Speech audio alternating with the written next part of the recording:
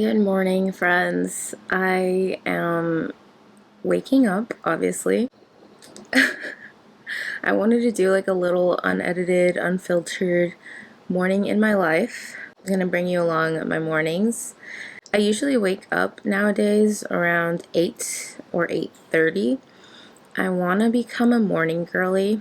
I just am not, and it's really hard to do that, like for me to get myself to wake up early if I don't have something planned that I need to do in the morning. But one thing I've been trying to do lately is, regardless of what time I wake up, like you don't have to wake up super early. I don't know what it is about all these morning routines I've seen, but you really do not have to wake up super early in order to have a good little self-care routine. So I've been incorporating it no matter what time I wake up. Although I will say, if you do have to be at work at a certain time, then yes, you should try to wake up a little bit early in order to do that. But personally, that's one of the reasons I love working for the government. It's just like the flexible schedule. You pretty much just have to sign in before 10 a.m.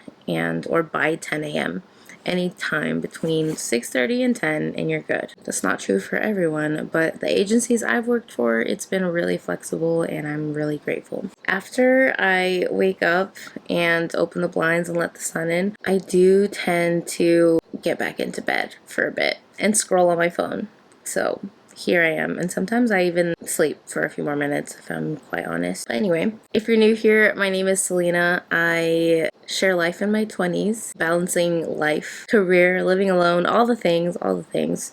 So if you're into that sort of thing, and if you haven't already, consider subscribing. It really helps support my channel. But with all that said, let's get into the morning.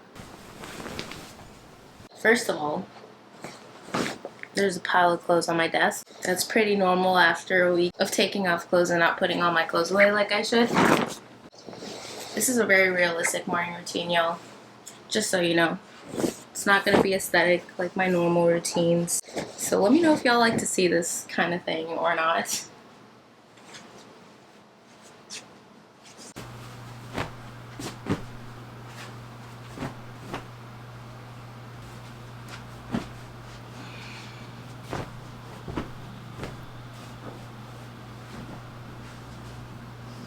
Bed is made, time for my skincare routine. So these are the little wristbands I was telling y'all about in one of my last videos. They help catch the water, but I will say they do get a little gross because they get really soaked.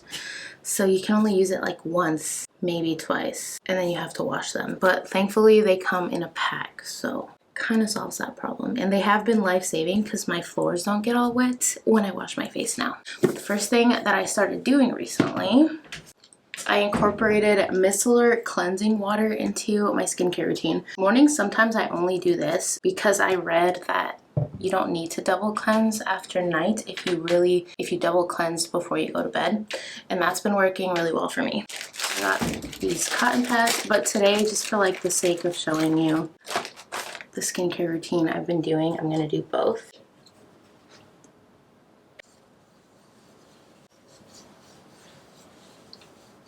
Wow, this is crazy.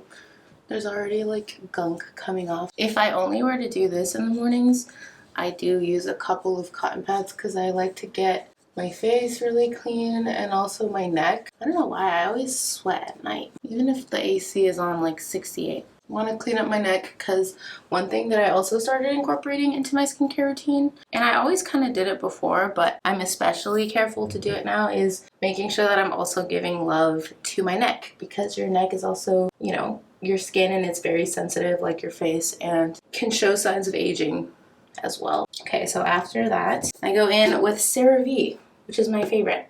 I have eczema and normal to dry skin, but this is the one that I use right now, so.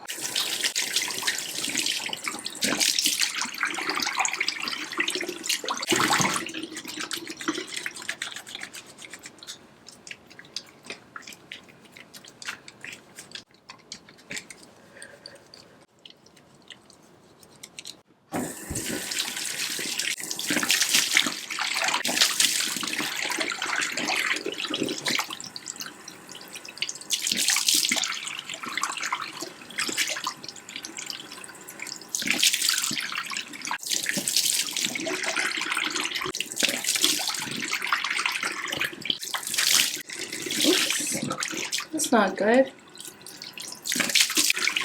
Not my earring falling out. Oh my gosh. Literally just bought these new earrings from Majuri. I don't even know how to say it. It was my first time buying from them, but I really like them. Hopefully I can do this because my boyfriend helped me put these in the first time. There you go. Okay, so after I wash my face, before my face is completely dry, I go in with this birch milk refining toner from Then I Met You. Was definitely me getting influenced by Whitney Simmons. I love her. Her skin is amazing. So yeah, this stuff is literally amazing. Just grab it like that and I pat it in to my face and my neck. After the milk toner, I'm going to go in with Mucin Power Essence. So first cleanse your face, then toner, then essence, whatever essence you have, or like serums. It's honestly so weird to put snail mucin on my face, but it has made such a huge difference. Like with my skin hydration, it feels always so plump now and soft, so I got over it. Okay, and then every morning I first have to let this dry. So once my face is completely dry, I'll go in with this Vichy Lift Active Vitamin C Serum. This stuff is amazing.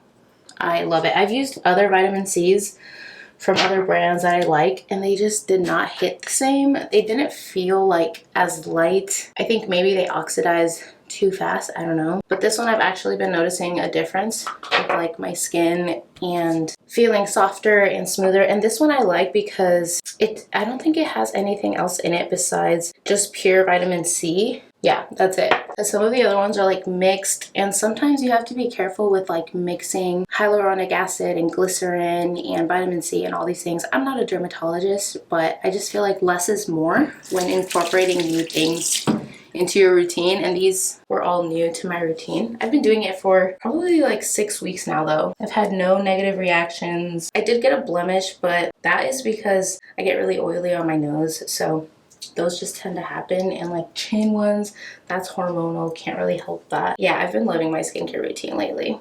Okay, I'm gonna wait for my face to dry completely. Vitamin C time.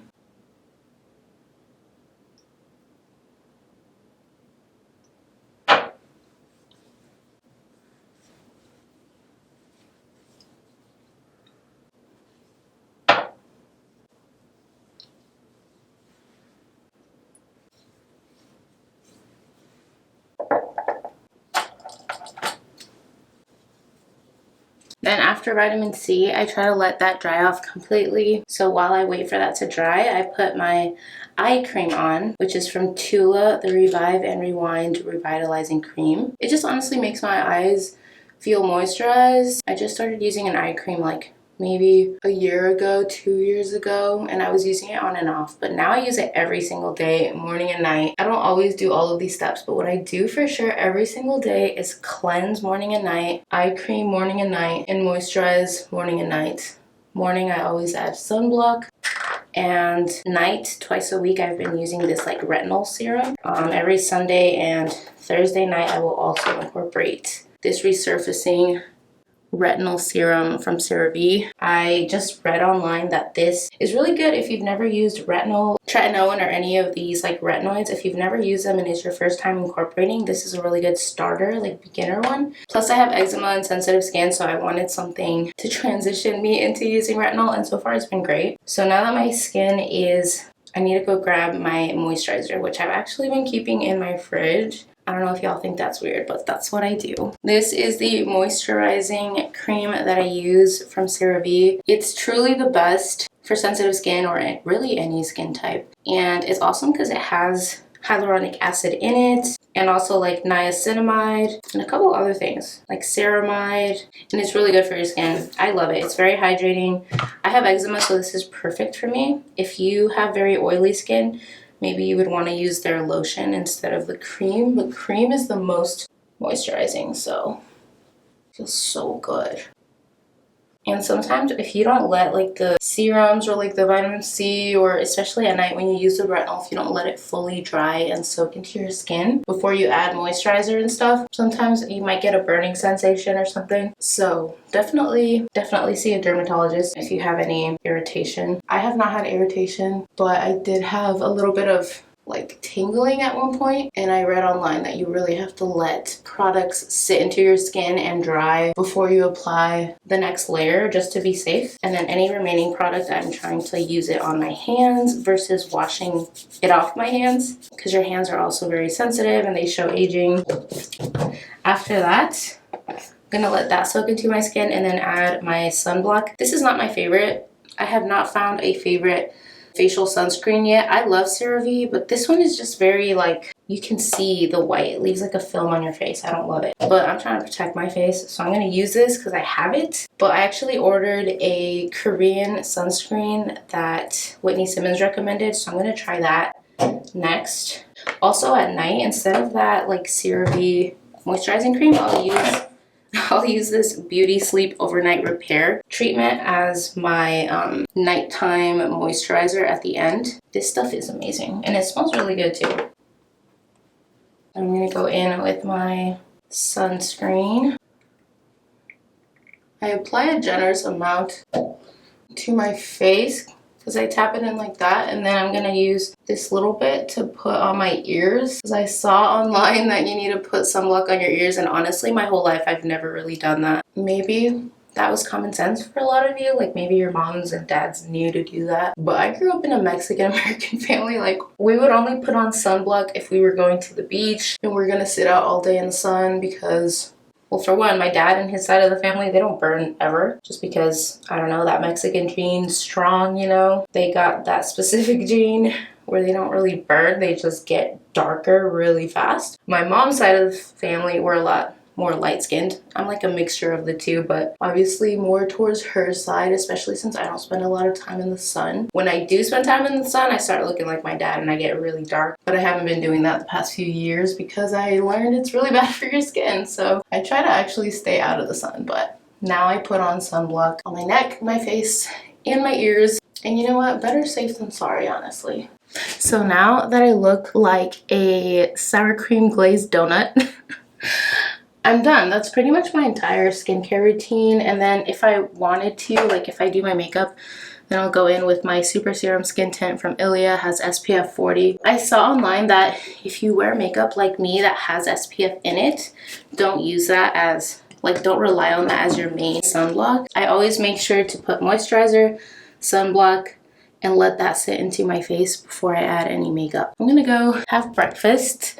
I forgot to walk you guys through my like routine. I woke up and I honestly just kind of did that before I did my skincare. Plus I feel weird filming without having my teeth brushed already, so I just forgot to film it. But anyway, I have been using, as you can see, this Act Anti-Cavity Fluoride Mouthwash. I use it every morning and every night, and I just switch it around for like a minute. I do that first, and then this one's really cool too because you just press and it fills up this little cup. It's awesome. I don't know where this has been all my life. And after that, at night, I'll go in and I'll floss after that. But in the mornings, I don't floss because there's nothing. I didn't eat anything overnight. And I also hate flossing. So the fact that I started to really daily incorporate flossing every night is like already improvement for me. Eventually, I'll get to flossing twice a day. And also, I do floss like after meals where I have meat. Like I have those floss sticks. But if I don't, then I don't. Oh my gosh, I'm like totally exposing myself. I have this Sensodyne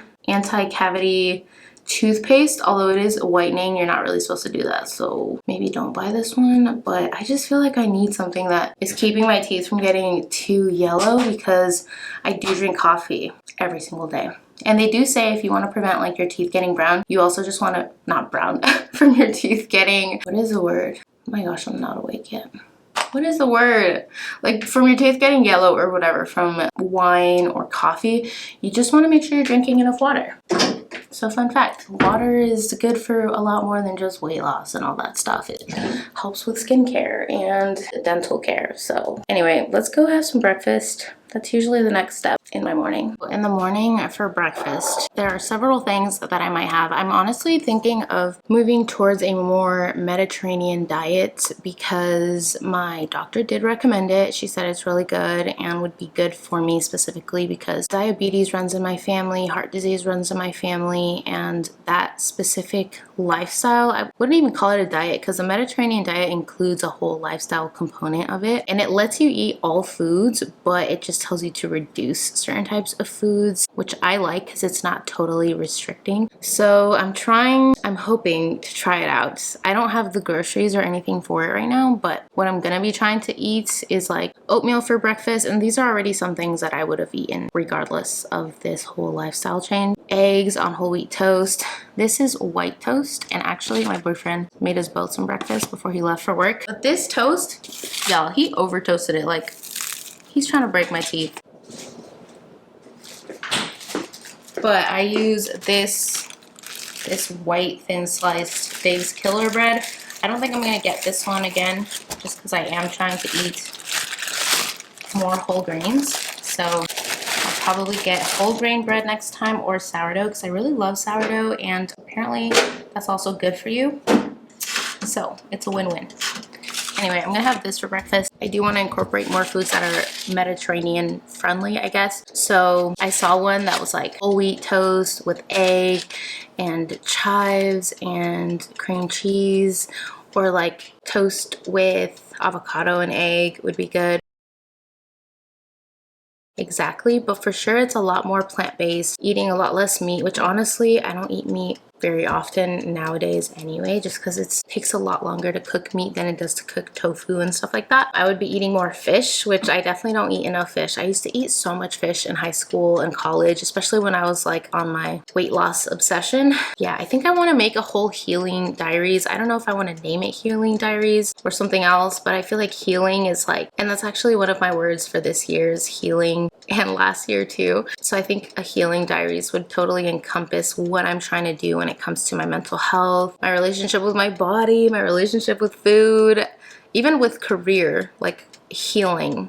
There's been trauma, there's been a lot of doing things the wrong way for the wrong reasons, or even doing things a good way but for the wrong reasons. For example, my eating and lifestyle when I was obsessed with weight loss. Food was like an obsession of mine because I was restricting so much, you know? So the past like 2 years I've worked on healing my relationship with food so that I don't feel guilt when eating whatever I want, essentially. And I think I'm at a good place now where I'm not binge eating like I was before. I was binge eating all the time because I was restricting all the time and obsessed with losing weight and how I looked, and now I'm not, and thank God. So I do feel like I've come a long way on my healing journey. However, I now need to be able to reincorporate healthy foods and not fall back into that whole cycle of, oh my gosh, like being obsessed with everything I eat and feeling like what I eat has to be somehow related to weight loss, because I don't want that to be my focus ever again, just like for me to ever focus on looking tiny. But anyway, let me know if y'all would like to see a healing diaries like series where I'm pretty much vlogging like this, but I'm focusing on sharing those hard, intimate parts of my life, you know, that I'm trying to heal, and just being like more vulnerable, which I already do in my vlogs, but I guess it would be like dedicated to that.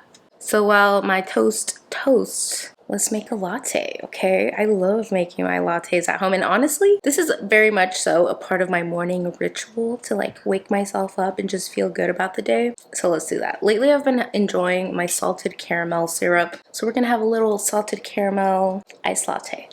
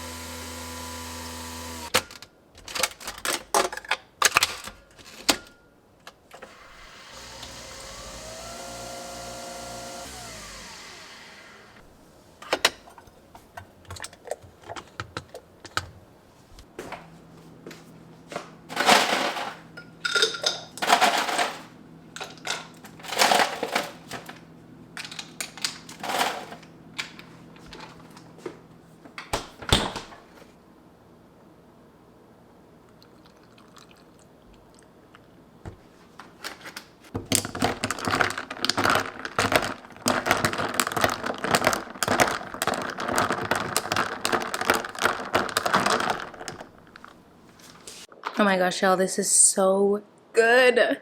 Got my coffee. I'm gonna make my little breakfast. Well, put it together. And then I'm gonna show y'all another little self-care thing that I've been adding to my morning routine, honestly, as well as my night routine.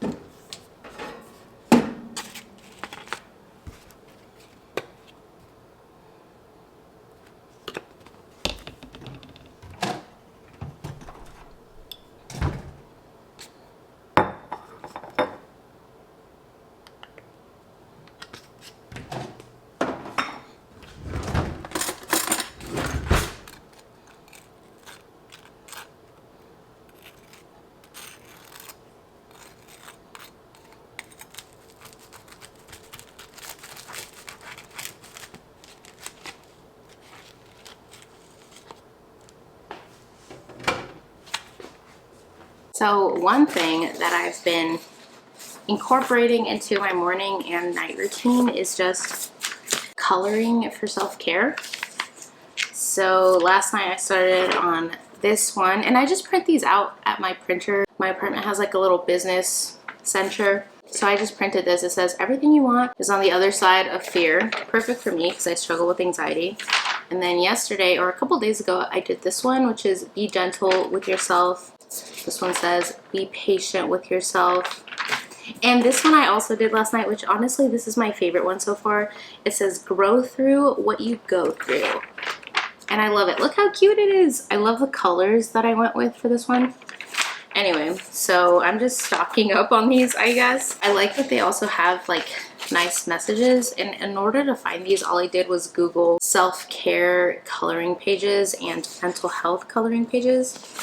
So I think I'm gonna start on this one that says today is going to be awesome, because that's just we're claiming it, okay? And I have these markers that I love. I've had them linked on my Amazon storefront forever. They are the mid-liner double-ended zebra pens. It's cool because they have two ends. It's like the fine point, and then they also have the nice like brush pen point, if you can see that. All right.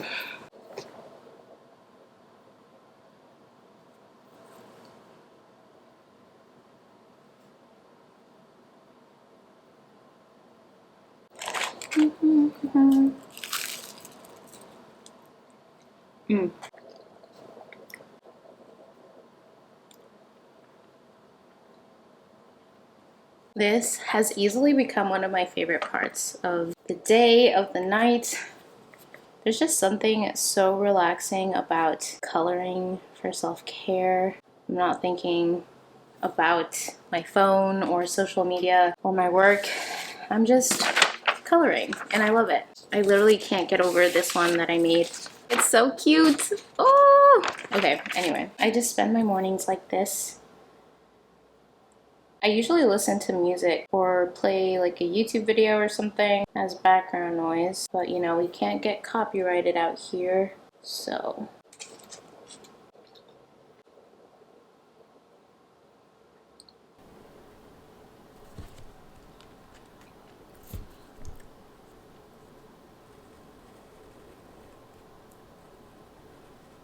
And I probably had like a year that I didn't travel until it was September of 2021, first fashion week ever. I swear to you, when I went there, I had never seen that many people in certain rooms. Sorry for the terrible lighting, but I think I'm going to do my makeup today just because the work detail that I'm currently working in, we do tend to have a lot more meetings than what I would have in my normal 9-to-5 job. So I just like to look presentable and be ready for whatever comes up. So the first thing in my makeup routine, my everyday makeup routine, is the Ilia Super Serum Skin Tint with SPF 40. So I put that on, usually with my beauty blender. And I saw this trick from this makeup artist on like Reels or something to put it on your, what is this, on your hand and then blot it. That way it's nice, and like the area where the makeup stays on your sponge is actually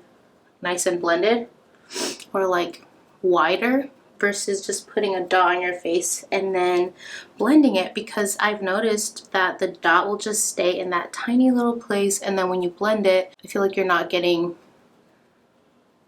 the best blend that you could be getting. Anyway, the way she explained it was much better, and I've noticed it makes a huge difference. So I really like to do it this way, but I mean, you can do it however you want.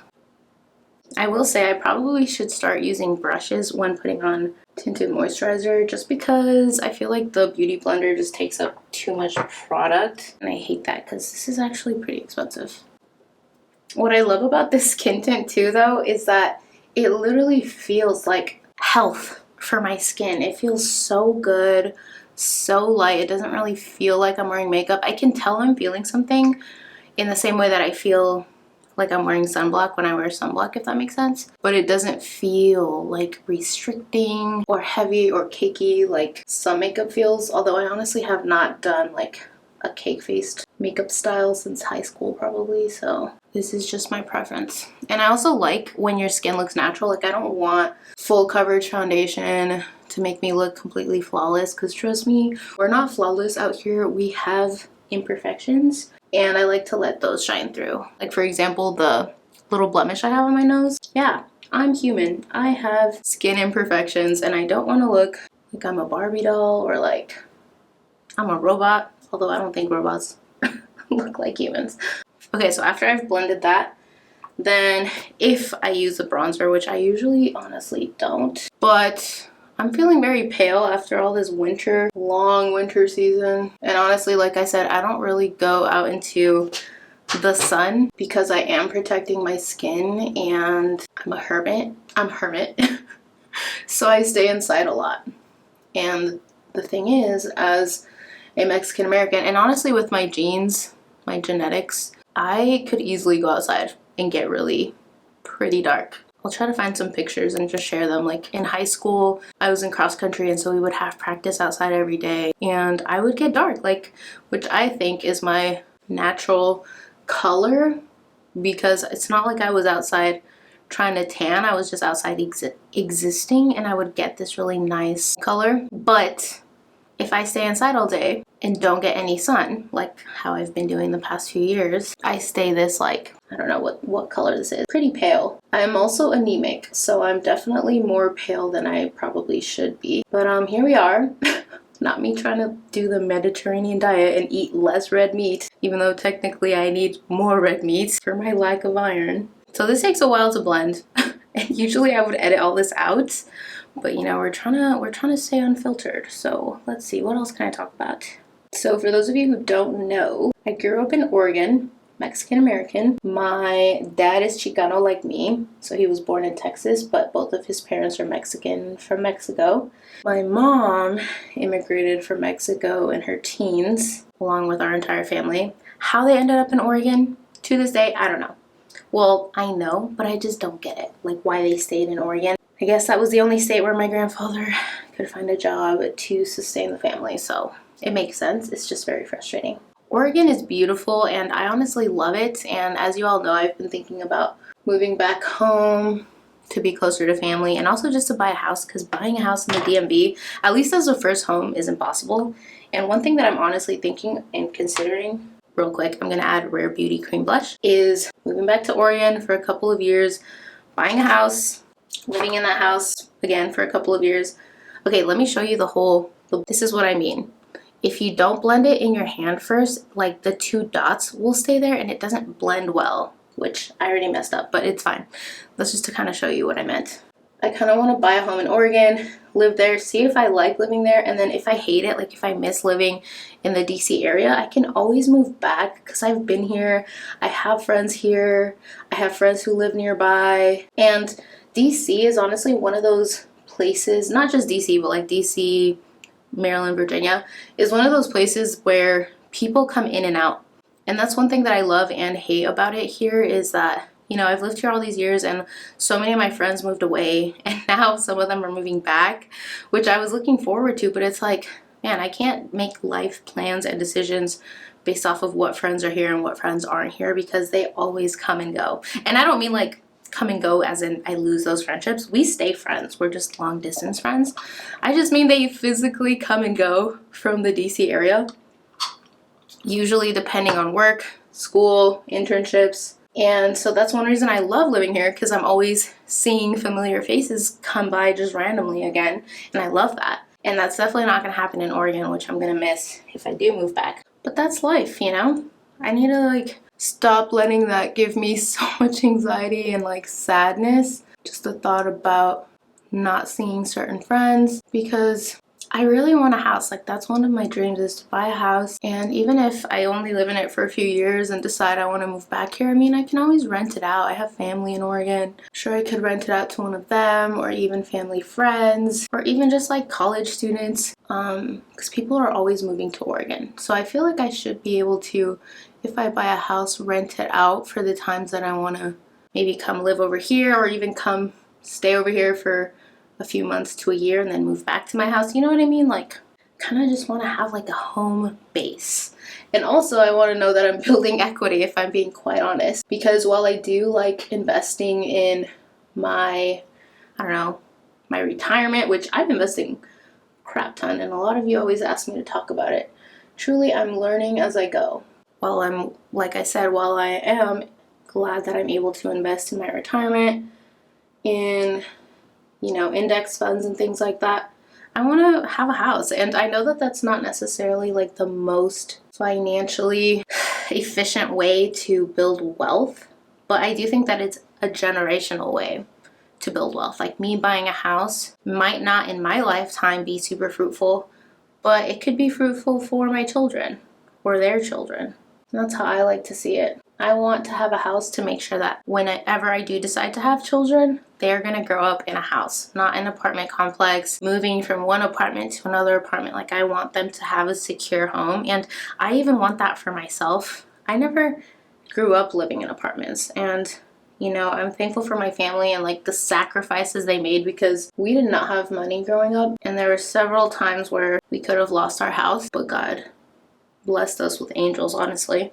My dad had friends that would literally loan him money so we wouldn't lose our house, and they let him pay them back. And because of that and other traumas growing up related to finances and just not having enough money and other things, I am doing my best to break that generational curse of financial instability and insecurity. Like, I don't want that for myself. I don't want that for my family. And I think one way, besides, you know, retirement and saving and budgeting, is to try to buy a house and learn more about real estate and investing in real estate. Yeah, one step at a time. So I'm definitely very much considering moving back to Oregon. And I'm trying to remind myself again, like, if I absolutely hate living there, because listen, I'm scared for all the rain, I'm scared for the politics and how things have changed over there, the lack of diversity, which has always been a thing. There's a lot of things I'm truly scared of for moving back to Oregon. But then there's a lot of things I'm looking forward to, like the nature, being able to see my family and actually attend family events, the nature. The weather in the summer is my favorite. I love summer everywhere, but Oregon summers just hit different. The air is so easy to breathe and it feels so good going into your lungs. And listen, I have terrible allergies, so that's like a downside for me. And I think if and when I move back to Oregon, I'm gonna do the allergy shots. Listen, because if I don't, I might actually die and it will be terrible, and I can't do that to myself. Like, I need to get allergy shots. Okay, I'm gonna continue having this conversation because I think it's an important one, but let me change so I can be ready for work. All right, so I am ready for work. I usually just put on like a plain top and then leggings because you can't see the bottom, thankfully. I get questions often about like, where do I get my work clothes? And honestly, I work from home. My work clothes can range from my PJs to loungewear to something comfy. But I will say, in this work detail, I have been kind of in meetings turning on my camera a lot more, because this team is just like a lot more collaborative, and the approach and the work culture is very different here. And it has encouraged me to turn on my camera more and make myself more visible. So I think I want to bring that back to my normal 9-to-5 job. I'm gonna have to go shopping for work clothes, and I'll definitely share that in a vlog, because I haven't shopped for work clothes since like 2019. So, and I gave away a lot of my work clothes because it doesn't fit me. I was like a size 12 back then, you know, when I would still have to commute to work and I was working out and life was completely different before the pandemic to now. I'm a size 18 usually. Yeah, I need to go shopping. Anyway, as I was saying, I'm definitely considering moving back to Oregon. I just want to finish up this chat before I sign into work. And there's pros and cons to every single decision that I could ever make. And I really need to just sit down and go through those by myself. And I just keep going back and forth. It's so hard. And then I look up videos about what it's like to live in Portland, Oregon right now. And it's just bad. Like, the videos are bad. But I also know that a lot of these videos are definitely clickbait, or they're by people who did not grow up there. And if it is from people who grew up there, they're usually, you know, not people of color. So for them, seeing Black Lives Matter riots is like the worst thing that could ever happen. But in my eyes, I feel like some of those things that happened, it's a natural human response to live and grow up in a very unjust state. So I'm worried about just the state of politics and just the state of Oregon right now with all the conflict there. I do think that it's a necessary growing pain for the state, but I hope that they do grow from it. So I'm really nervous to see how this will impact, you know, smaller minoritized communities. Hopefully it will be in a beneficial way and not in a negative way. So I'm pretty nervous about that. I'm nervous about all the rain and the gloominess, although that is why Oregon is so beautiful. And I do want to, you know, get creative if I move back there in ways that I can combat the gloominess. For example, on rainy days, like, yeah, I can't go for a hike, but I love Oregon hot springs, and that's a cool thing to do when it's like rainy in the fall or in the winter, is kind of like escape to the mountains where there's hot springs and you can literally like be in the cold rain but then sit in the warm, literally hot, comfy hot springs. And it's a surreal experience, and I've only done it a few times in my life, and so I kind of want to go back and actually fully experience like the fullness of what it is to live in Oregon and also be financially secure. Because I think when you grow up in any state, you have financial insecurities and you're kind of in survival mode versus thrive mode. You don't really get to experience the fullness of what the state has to offer, or just your environment, what it has to offer, because you're in survival mode. And that's what I was in when I lived in Oregon and grew up in Oregon. I want to give it a chance, like as an adult, as someone who has a career and can take care of myself for the most part. Sometimes I'm still a little kid. I'm like, Mom, Dad, what do I do? But for the most part, I feel pretty secure. So I kind of want to see what it's like to live there now. It just makes me sad because I love living here. It's so hard, y'all. Like, if y'all ever consider a cross-country move, think really hard about it, because it can, I mean, I won't lie, it's been the best experience I've ever had. But then you feel torn because you have two homes. Anyway, I'll leave it there. That's my little life update, vulnerable chat of the day, like I like to call it. I usually have these on my Instagram story. So if you liked having me listen to this kind of rant and see very vulnerable look into my thought process, then definitely follow me on Instagram, because that's where I be spilling. I have these chats all the time. Anyway, I'm gonna sign into work now. I hope that y'all enjoyed this video. It was as unfiltered as possible. I think I did edit out some parts because otherwise this video would be like 2 hours long. But I hope that y'all enjoyed it. If you do like this kind of like unfiltered, minimally edited vlog, please let me know, and also comment down below what kind of unfiltered vlog you want to see next, whether it be, you know, a night in my life, work day, week in my life. I've never done one of those.